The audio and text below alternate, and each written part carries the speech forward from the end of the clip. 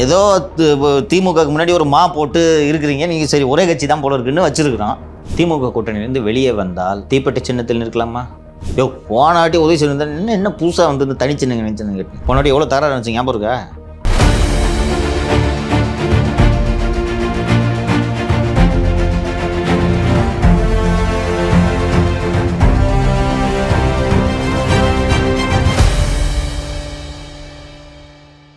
சரிங்க சார். அடுத்ததாக வந்து திமுக கூட்டணியிலேருந்து ஒரு கட்சி வந்து வெளியேறுகிறது, நாங்கள் பேசிகிட்டு இருக்கோம் அப்படின்னு சொல்லிட்டு தொடர்ந்து இப்போ நம்ம நியூஸில் பார்க்குறோம். தலைவர்களும் கருத்து தெரிவிக்கிறாங்க. எனக்கு தெரிஞ்சு நம்ம 2 பேரும் ஒரு வாரத்துக்கு முன்னாடி டிஸ்கஸ் பண்ணோம். அது ஷோவில் பேசல, இந்த மாதிரி ஒரு டாக் போயிட்டுருக்கு சார் அப்படின்னு சொல்லிட்டு நம்ம டிஸ்கஸ் பண்ணோம். இப்போ வந்து தினமலரில் வந்து ஒரு செய்தி வந்திருக்கு. துரை வைகோ அவர்களுக்கு வந்து இணையமைச்சர் பதவி கொடுக்குறதா சொல்கிறாங்க. அவர்கள் வந்து திமுக கூட்டணியிலிருந்து வெளியேறலாம் என்ற செய்தியும் வருகிறது. அது வந்து நடக்கிறதுக்கான வாய்ப்பு இருக்கா? என்னிடம் பேசிய பிஜேபி தலைவர்கள் இது எல்லாம் முடியும் வரை வாய் திறக்காதே, அமைதியாக இரு என்று சொன்னார்கள். நானும் சரி சொல்கிறாங்க, எல்லாம் முடிஞ்ச பிறகு சொல்லலாம் என்று காத்திருந்தேன். இன்றைக்கி தினமலரில் விரிவாக எழுதிட்டாங்க. பேச்சுவார்த்தை நடந்து கொண்டிருப்பது உண்மை. ஒரு வாரம் முன்பு என்று நினைவு, திமுக கூட்டணியில் இருக்கக்கூடிய ஒரு கட்சியோடு நாங்கள் பேச்சுவார்த்தை நடத்தி கொண்டிருக்கிறோம் என்று நயினார் அவர்கள் சொன்னார். ஞாபகம் இருக்கா? அந்த கட்சி மறுமலர்ச்சி திராவிட முன்னேற்ற கழகம். சரி, இப்போது ஏன் வந்து மதிமுக திமுக கூட்டணி விட்டு போக வேண்டும் என்ற எண்ணம் அவர்களுக்கு ஏன்? எம்பி கமலுக்கு கொடுத்துட்டாங்க, திரு வைகோ அவர்களுக்கு தரல. ஸோ ஃபஸ்ட்டு விஷயம் வந்து ஏன் இருக்க வேண்டும்னு ஒரு கேள்வி வரும். ஏன் திமுக நல்ல இது லியோவோட அணுகுமுறை கரெக்டாக இருக்குது. உங்களுக்கு அனுபவம் பத்தில் ரிவர்ஸில் போகிறாரு. ஏன் இருக்க வேண்டும்னு ஒரு விஷயம் இருக்குது, அதனால் என்ன பெனிஃபிட்? ஏன் இருக்கக்கூடாதுப்பா? ஏன்னா ஒரு சாலிட் அலையன்ஸு. அவங்க அப்பாவுக்கு போன வாட்டி எம்பி கொடுத்தாங்க, இந்த வாட்டி 10 விசா இல்லை, கட்சியில் தொண்டருங்க கூட கிடையாது. நீ உங்கள் அப்பாவும் பிள்ளையும் மட்டும்தான். ஒரே ஒரு ஆள் மல்லை சத்தியா இருந்தார், அவரையும் வரட்டி விட்டீங்க. அப்புறம் அவர் அழுதுக்குனே திரும்பி வந்து சேர்ந்தார். உங்களுக்கு அண்ணன் நேரு அவர்கள் இல்லை என்றால் நீங்கள் திருச்சியில் ஜெயிச்சதுக்க முடியாது. அவங்களுக்கும் தெரியாது. போன வாட்டி உதவி சொன்ன சின்னத்தில் கட்சியே இல்லை. தந்தை மகன் உதவிக்கு மல்லை சத்தியா 3 பேர் தான் கட்சி. எது கொடுக்கணும் உங்களுக்கு வச்சுருக்கதே பெரிய விஷயம். ஏன்னா ஒரு 9% இருக்குமா உங்களுக்கு வாக்கு வங்கி? ஏதோ திமுகவுக்கு முன்னாடி ஒரு மா போட்டு இருக்கிறீங்க, நீங்கள் சரி ஒரே கட்சி தான் போல இருக்குன்னு வச்சுருக்கிறோம். உங்களுக்கு வேறு என்ன வழி இல்லை தான் சார். இப்போ வந்து இந்த தேர்தலில் வந்து மதிமுகவுக்கு எத்தனை தொகுதி கொடுக்க போகிறாங்கன்னு ஒரு விஷயம். 6 தான்ப்பா, அதுக்கு மேலே கிடையாதுப்பா. உதவி சொல்லின் சின்னம் தான்ப்பா. அது ஒரு விஷயம் இருக்குது.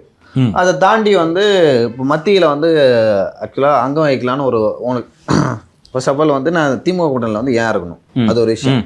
இருந்தால் 6 கொடுப்பாங்கன்னு வச்சுங்களேன். 6 உண்டு, செலவுக்கு காசு உண்டு.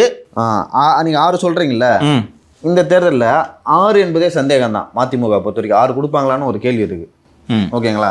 இரண்டாவது விஷயம் வந்து வைகோ அவர்களுக்கு வந்து இந்த முறை வந்து மாநிலங்களவை கொடுக்கல. அவர் வந்து ஒரு மூத்த அந்த கட்சியை திமுக என்ற கட்சியை எதிர்த்து ஆரம்பிக்கப்பட்ட கட்சி, நான் திமுகவிலே ஐக்கியம் ஆகிறேன்னு சொல்லிட்டு அவர் சுயமரியாதை விட்டு கட்சியில் இருக்க எதிர்ப்புலாம் விட்டு வந்து சேர்ந்தார்.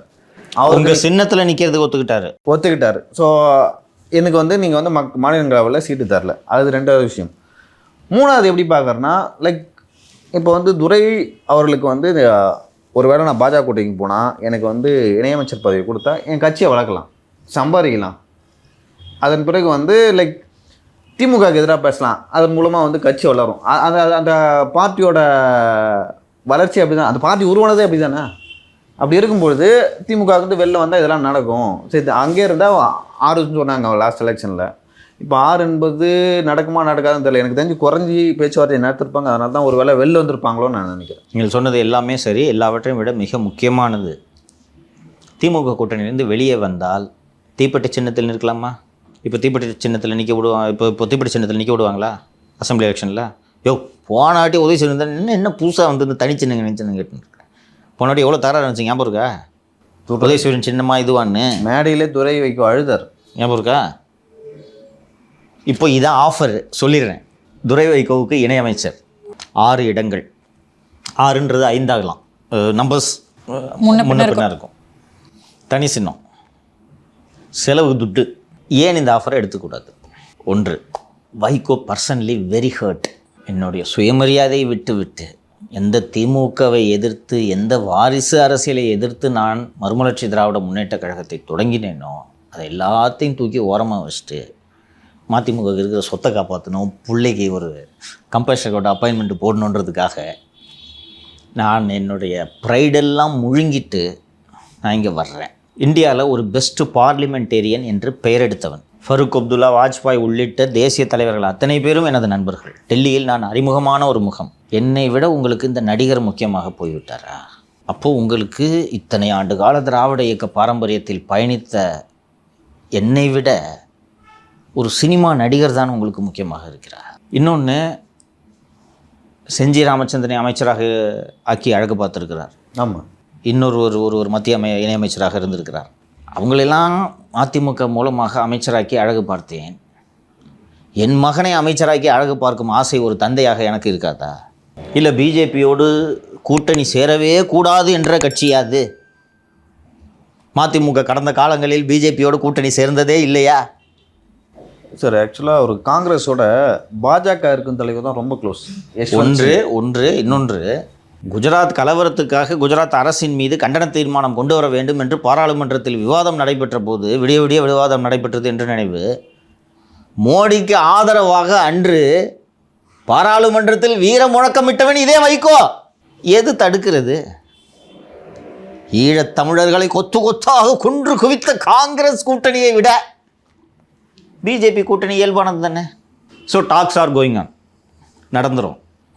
உங்களுக்கு நீங்கள் இந்த ஏடிஎம்கே பிஜேபி தலைவர்கள்ட்ட பார்த்தோன்னா கூட்டணியே இல்லை, 2 பேர் தான் இருக்காங்க, 2 கட்சி தான் இருக்குது.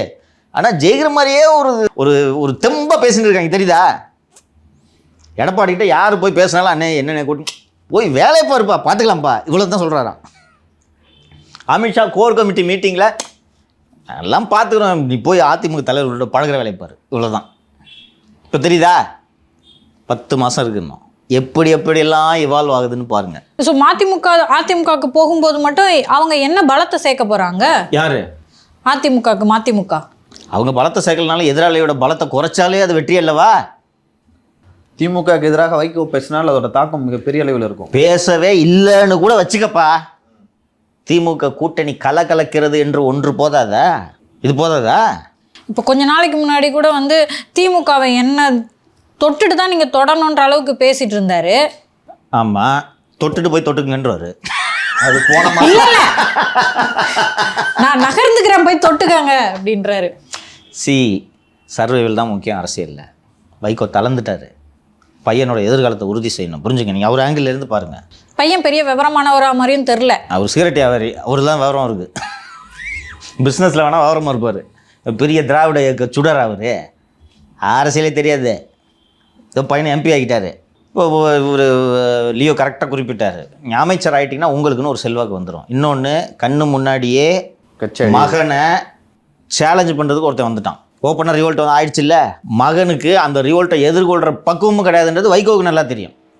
வைகோ இல்லைன்னா கட்சி எப்படி போகணும் தெரியும். இப்போது இணையமைச்சராக துரை வைகோ ஆகிட்டாருன்னா மல்லை சைத்தியா சவுண்ட் விட முடியுமா? 2 பேருக்கும் சந்தோஷம் இல்லை. நீ இணையமைச்சராக போ, இந்தாப்பா நீ எம்எல்ஏ போங்கிட்டு முடிச்சா? வின் சுச்சுவேஷன் இல்லையா? இப்போ தான் லியோ கேட்ட கேள்விக்கு வரணும், ஏன் போகக்கூடாது, என்ன இருக்குது? ஸோ இதனால் அரசியல் பேச்சுவார்த்தை நடந்து கொண்டிருக்கிறது. It's just a matter of time, எப்போது அறிவிக்கிறது என்று. நீங்கள் தினமலரில் போட்டு வச்சிட்டாங்க, நம்மளும் வச்சிட்டோம். நம்மளுக்கு முன்னாடியே தெரியும். நான் தான் என்கிட்ட சொன்னேன்ல, வெயிட்டு அவசரப்படாதே என்றார்கள். அதில் வந்துருச்சு. இனிமேல் என்ன?